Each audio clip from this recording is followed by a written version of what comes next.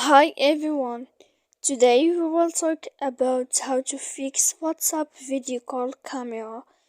To know how to fix WhatsApp video call camera, you should just go to settings like this. You will click. After that, in this page, you will go to apps, default apps, app settings. When you will see this list, you will go down to find the application of WhatsApp.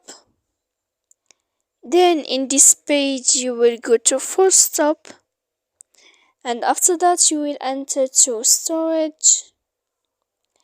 Then in this page you will click clear cache, and after that clear data, and after all that you can turn off your phone.